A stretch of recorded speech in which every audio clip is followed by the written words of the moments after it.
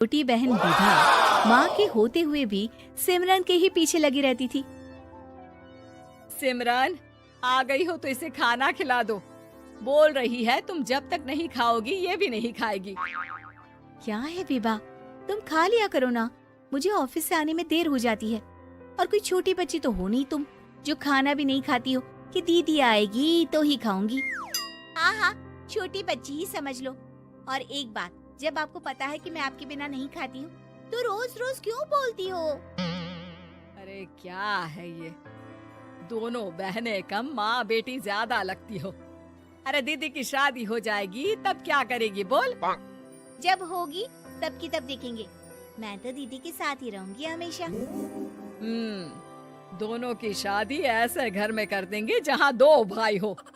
खैर, मामला आया गया हो जाता है। एक दिन सिमरन के पापा जब घर आते हैं। तुम लोगों के लिए अच्छी खबर है। वर्मा जी है ना मेरे दोस्त, उन्होंने सिमरन बेटी के लिए रिश्ता बताया है। बहुत अच्छा लड़का है, सिमरन को भी पसंद कर लिया है और कल वो लोग आ रहे हैं सिमरन को देखने अपने घर। सिद्धांत अपने माता पिता के साथ सिमरन को देखने आता है। उसे सिमरन अच्छी लगती है और शादी तय हो जाती है। सिद्धांत की माँ कहती है, अब तो हम लोग ले जाएंगे जल्द ही अपनी सिमरन को यहाँ से। अरे हाँ हाँ, क्यों नहीं, आपकी ही है अब तो हमारी बेटी। दूर खड़ी विभा सब सुन रही होती है। अब तो दीदी की शादी हो जाएगी, फिर तो वो चली जाएंगी। दीदी के बिना मैं कैसे रहूंगी? कुछ न कुछ तो करना ही होगा जिससे दीदी की शादी ही ना हो। सभी के जाने के बाद क्या शादी के बाद दीदी हम लोगों के साथ नहीं रहेंगी? अरे नहीं तो फिर क्यों रहेगी, शादी हो जाएगी तो अपने घर चली जाएगी ना। तो मैं भी जाऊंगी उनके साथ, मेरा भी सामान पैक कर देना। अरे कैसे बात कर रही हो विभा, दीदी के ससुराल छोटी बहन नहीं जाती। हाँ, कभी कभी जाकर मिलाना और रोज फोन पर भी बात कर लेना, ठीक है? नहीं पापा, आप तो जानते हैं मैं दीदी के बिना खाना भी नहीं खाती, ना ही मुझे उनके बिना नींद आती है। सिमरन बहन की बात सुनकर इमोशनल हो जाती है। अगले दिन से विभा खाना खाना छोड़ देती है। लोगों के लाख समझाने के बाद भी विभा ना खाती है ना ही सोती है। अंत में हार मानकर सिमरन सिद्धांत से मिलती है। सिद्धांत, मेरे मम्मी पापा ने बचपन से ही विभा और मुझे साथ रखा। वो मुझसे बहुत जुड़ी है। मुझे उसकी टेंशन रहेगी शादी के बाद, क्योंकि वो मेरे बिना नहीं रह सकती है। अरे ये तो छोटी सी बात है, वो हम लोगों के साथ हमारे घर में रह सकती है। जब उसकी अकल आ जाएगी या वो समझ जाएगी कि तुम्हारा घर वो नहीं बल्कि ये है, तो हम उसे घर छोड़ आएंगे, ठीक है? सिमरन खुश हो जाती है क्योंकि वो यही चाहती थी। वो माँ पिता से बात कर लेती है। अरे कैसी बात कर रही हो सिमरन, भला बेटी के ससुराल में हम छोटी बहन को कैसे भेज दे? जमाना क्या कहेगा? अरे तो पागल हो गया है, मना कर दे। इस शादी में इन लोगों का तो ये चलता ही रहेगा। कभी बहन यहाँ आ रही है, कभी वो बहन के पास जा रही है। अरे शादी हो रही है, कोई मजाक थोड़ी ना हो रहा है ना बाबा ना।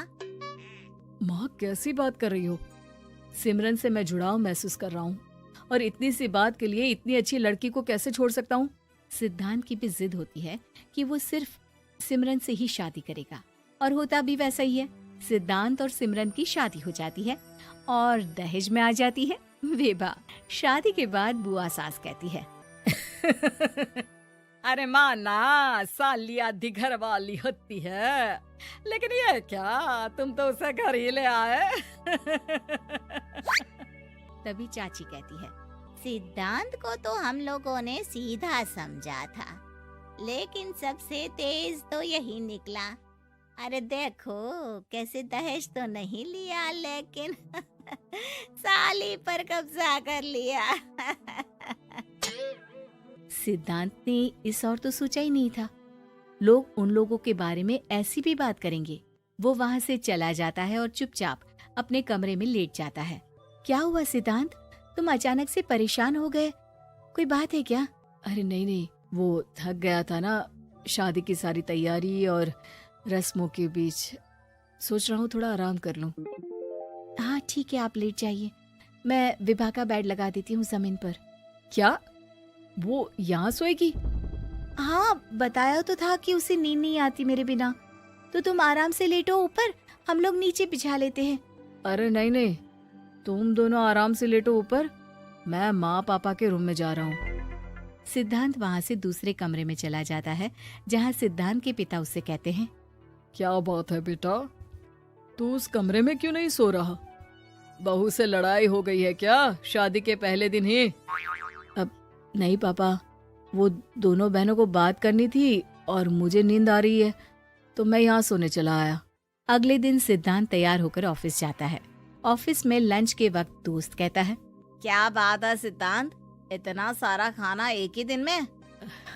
हाँ यार, वो सिमरन को खाना बनाने का शौक है तो उसी ने बनाया है।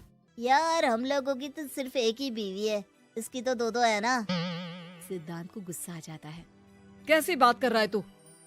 अरे तू तो भाग्यशाली है जो बीवी के साथ साथ साली भी आ गई। अरे साली लोगों की तो आधी घरवाली होती है, तुझे तो पूरी की पूरी मिल गई। सिद्धांत का पारा अब 7वें आसमान में पहुंच जाता है। वो खड़ा होकर उस लड़के से लड़ने लगता है।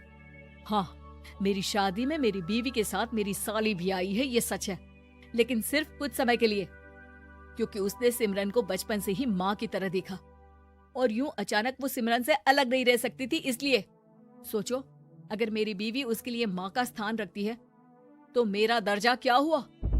तभी वहाँ बॉस आ जाता है। माफ करना सिद्धांत, यहाँ इस मेंटल लेवल के लोग हैं।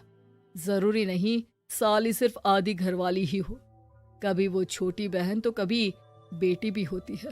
वेल डन सिद्धांत।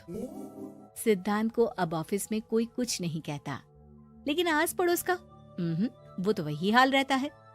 सिद्धांत ऑफिस से घर की ओर आ रहा होता है कि रास्ते में उसे अपनी कॉलोनी का दोस्त मिल जाता है। क्या बात है, चेहरे की चमक बता रही है, शादी से बड़ा खुश है तू, क्यों? हाँ यार, अच्छी लड़की और अच्छा परिवार मिलना कहाँ होता है जल्दी आजकल।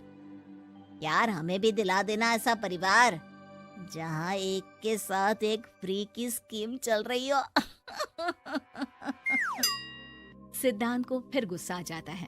वो दोस्त को मारने के लिए हाथ उठाता ही है कि वहाँ विभा आ जाती है। अरे जीजू, रहने दीजिए ना, ये लोग नहीं समझेंगे कि इंसानियत क्या होती है। ये सच है कि दीदी से कैसे दूर रहना, ये मुझे पता नहीं था। आपने मुझे दीदी के पास रहने का मौका देकर ये समझने का मौका दिया कि लड़की का असली घर उसका ससुराल होता है। मैं समझ चुकी हूँ, मैं जा रही हूँ जीजू, लेकिन मैं खुश हूँ कि आपने मुझे अपनी छोटी बहन समझा। सभी उन लोगों को देखकर ताली बजाने लगते हैं। विभा अपने घर चली जाती है और सिद्धांत खुशी खुशी सिमरन के साथ रहने लगता है।